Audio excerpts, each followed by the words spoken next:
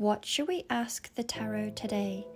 I have my Ask the Tarot Love and Abundance Edition Oracle deck that I designed myself. There is a link in the bio to several decks that I've designed and also for private readings. But in the meantime, what should we ask the tarot today? Let's ask two questions for the viewer today, please. What is the potential of this relationship? And why did we meet? Let us pull some more oracle and then we will pull tarot. So Spirit, why did the viewer meet the person that they are thinking of, and what is the potential? What is the potential of this relationship, please? What is the potential and why did they meet? The potential and why did they meet?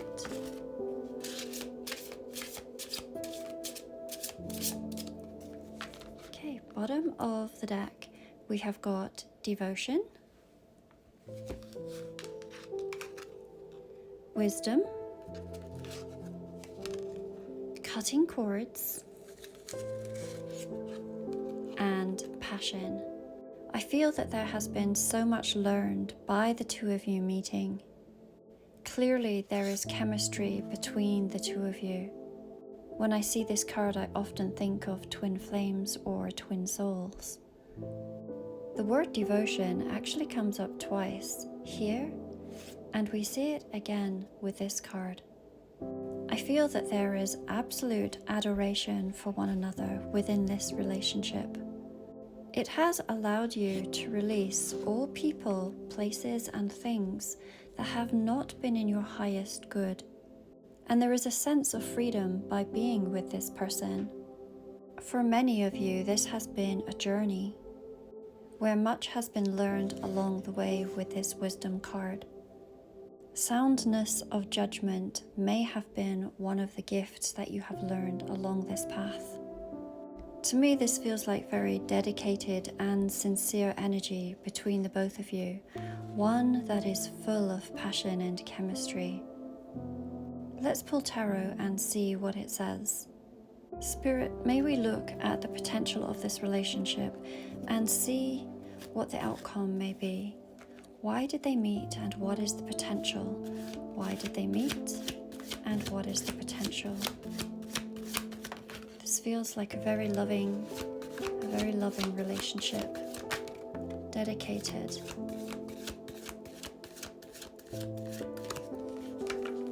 Maybe two more cards, please, Spirit. Two more cards, please. Thank you.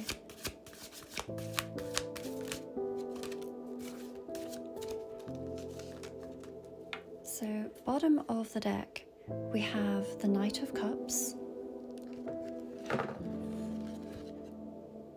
Justice, the Nine of Cups, the Horned One, the Queen of Swords, and Judgment. Three major arcana have showed within this reading, showing that this relationship is that of significance. Let us start with the Horned One, which is particular to this deck. In a traditional deck, this would be equivalent to the Devil card. There is much contemplation within this Horned One card. This being is wearing the stag horns, reminding me of the Celtic god Cernunnos. He was the god of nature, fauna, and fertility. Very much like this passion card that we have seen before, the chemistry that we had spoken of. It feels like the divine feminine and the divine masculine coming together in union. We can see that this is quite mimicked with the devotion card. We see the stag antlers here as we see them here. Cernunnos is synonymous with the divine masculine, and hares and rabbits have long been associated with the goddess. To me, it feels that there is divinity at work here. Justice and judgment coming out together is powerfully symbolic of balance. It speaks of truth, fairness, and transformation. The Judgment card to me has always been about timing. I know that it is very tiny in the background, but we see this being blowing the trumpet. Significant, meaning that the time is now. It is like an awakening for twin flames and twin souls to recognize one another and to come into union. In Revelations, it speaks of the angels blowing the trumpets, speaking of a day, a month, a week, and a year. There is significance with this year being 2024, which breaks down to an 8-year.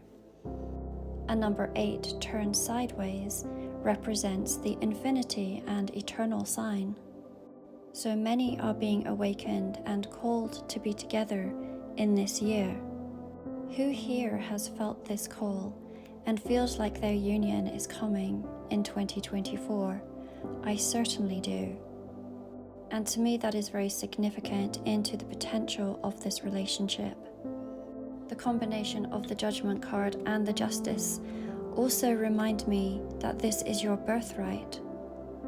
To enjoy the profound experience of having someone who is devoted to you and to having chemistry with another. With the Queen of Swords, you may have faced many battles along this journey, and this has brought you to a place where you are now very strong and have your own boundaries. The Queen of Swords with the Justice expresses that you have great discernment. There is really no one who can pull the wool over your eyes, as you have long learned those lessons. You understand your divinity and you are selective on who you allow into your inner circle. This would go hand in hand with the Wisdom card and the Cutting Cords card that we see here. With the Knight of Cups card, this does not lack romance. And yes, you are here to experience that too. In our spirit forms, we do not have physical bodies, and we have come here to enjoy and experience physicality in all of its forms, of holding another loved one's hand, of being held in an embrace, and of the creative energy that is experienced in union. With the Nine of Cups, this is something that you have both wished for. I believe that many people crave that feeling of being wanted and desired, and of having someone who is loyal and dedicated to you. And this is exactly what that relationship feels like. This feels like a melding of mind, body, and soul coming into union. Of course, this is a collective reading and will not resonate for everybody, but if you would like to have your own personal reading, then there is a link in my bio to same-day readings and also Zoom calls. Next week, I will be starting a beginner's tarot class. For those who would like to register for this class, then there is also a link in my bio.